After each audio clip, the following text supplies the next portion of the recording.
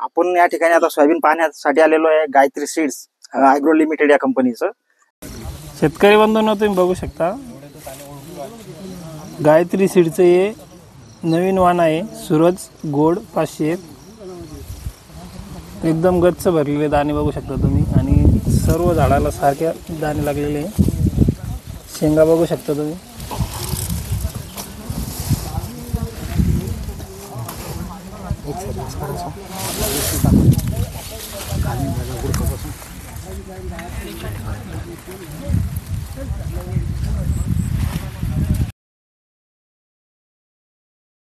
Gayatri seeds कंपनीचं जे soybean आहे या ठिकाणी सूरज गोल्ड 501 या नंबरची व्हरायटी आपण या ठिकाणी लावलेली आहे.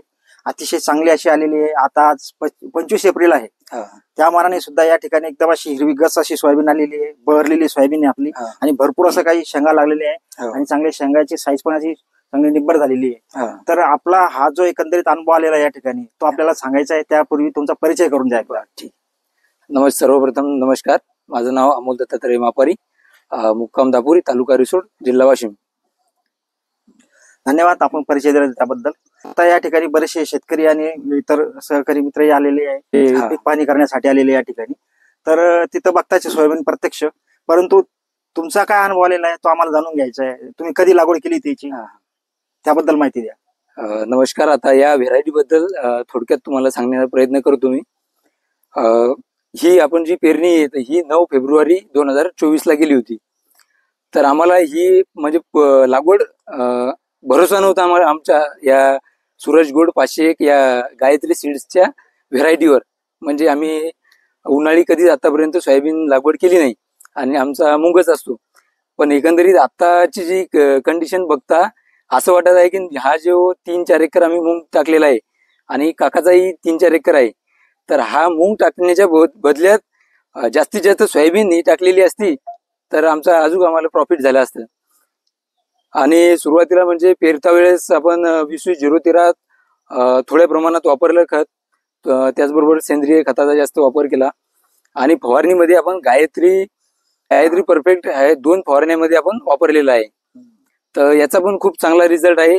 आणि शेंगाची दरवर्षी काय होते आमच्या गावात, म्हणजे भरपूर शेतकरी सोयाबीनची लागवड करतात, परंतु त्यांना एक प्रॉब्लेम येतो की पापड्या होतात आणि ती शेंग फुगत नाही. पण तसं काय आतापर्यंत आम्हाला आढळून आलेलं नाही. खूप चांगली भरलेली आहे.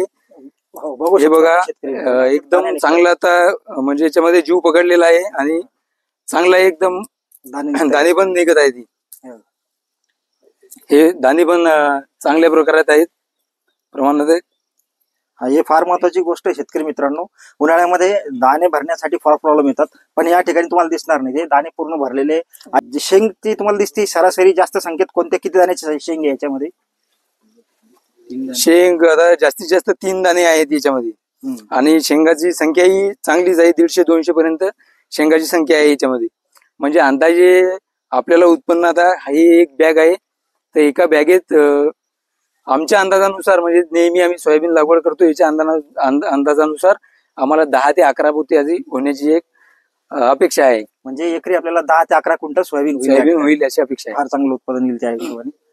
आता जो आपण हा अनुभव सांगितला, आता इतर जे शेतकरी तुमची सोयाबीन बघत असतात आता उन्हाळ्यामध्ये, कारण शेतकरी उन्हाळ्यामध्ये जसं पेर कमी असते आणि प्रयोग तत्वावर करतात. तुम्ही फार चांगलं केलं. म्हणजे फेब्रुवारी मध्ये पेरली आपण सोयाबीन, आणि त्या हिशोबाने सुद्धा फार चांगली अशी सोयाबीन आली तुमची. तर जे शेतकऱ्यांनी इतर शेतकरी जे बघितले असतील त्यांचं काय मत आहे आपल्या सोयाबीन बघून? आता जास्तीत जास्त इथं म्हणजे आपले रोड टच प्लॉट आहेत, यामुळे कोणताही शेतकरी, प्रगतशील शेतकरी जसं की आपले विलासभाऊ जाधव असतील आणि गावातले असे बरेच शेतकरी जाता येता वेळेस नेहमी आपल्या प्लॉटला भेट देतात. आणि सर्वजण एकच म्हणतात की आम्हाला थोडं तरी बी ठेवा यावेळेस, म्हणजे आम्ही पण लागवड करू पुढच्या वेळेस.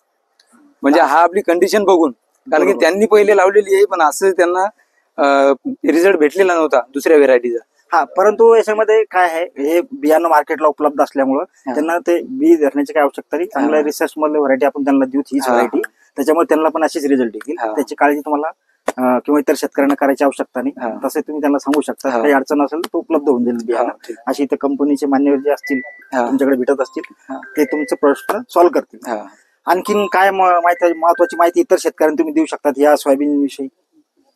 या सोयाबीन विषयी एकच म्हणजे माहिती म्हणजे कसं, आता आमच्या याच्यात जास्तीत जास्त हळदीमध्ये सोयाबीन लागवड करतात 95-60.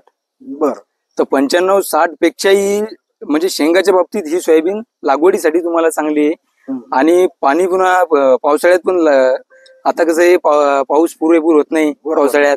तर त्याच्यामुळे काय होते, एखादा पाऊस जर नाही झाला तर आपले दुसरे जे 335 वगैरे दुसऱ्या कोणत्याही, नाव सांगत नाही समजा, पण दुसऱ्या कोणतीही सोयाबीन लावली तर त्यांचे काय होते, शेंग भरण्याचा प्रॉब्लेम म्हणजे पाऊस येत नाही ना, पाऊस अवेळी पाऊस येतो. म्हणजे ही शेंग भरण्यासाठी एकदम फास्ट व्हरायटी. हा, फास्ट व्हेरायटी आहे आणि कमी पाण्यात लवकर येता नाही 2.5 महिन्यात, कारण की दुसरे 4 महिने घेता येत नाही. म्हणजे 90-95 दिवसाची. हा, 90-95 परिपक्व होणारी व्हरायटी. हा, म्हणजे जास्तीत जास्त 2.5-3 महिन्यात ही शेंग अशी, त्याच्यानंतर जरी पाऊस उघडला तरी आपल्याला तेवढं काही धोका मिळत नाही. जे उत्पन्न व्हायचं ते आपल्याला परिस्थिती हा विपरीत परिस्थितीत, आता पाऊस कसा बेमोसमी आहे तर त्याच्यात म्हणजे आता साथ देणारी व्हेरायटी आहे. आता आपण ही जी व्हरायटी आहे उन्हाळ्यात लावलेली आहे, तर निश्चितच तुम्हाला पावसाळ्यात याचा रिस्पॉन्स कसा येईल असं वाटतं तुम्हाला? नाही, पावसाळ्यात आता या उन्हाळ्यात जर चांगली कंडिशन आहे तर आता पावसाळ्यात पण चांगलाच रिझल्ट भेटेल अशी अपेक्षा आहे. याच्यापेक्षा जास्त भेटेल तुम्हाला? हा, याच्यापेक्षा जास्त भेटेल.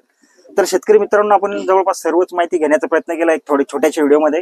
आपण या ठिकाणी जसं बघतो शेतकरी मित्रांनो, या ठिकाणी उन्हाळ्यात इतकी चांगली सोयाबीन आलेली आहे गायत्री सीडची, गायत्री गोल्ड 501 ही व्हरायटी. तर आपण ही पावसाळ्यात जर लावली तर आपल्याला जास्त उत्पादन येऊ शकतो. आणि बघू शकतो आपण या ठिकाणी इतकी चांगली ग्रीनरी आहे व्हरायटीला, कुठेही मोजॅकचा व्हायरस तुम्हाला आढळणार नाही या व्हरायटीवर या ठिकाणी.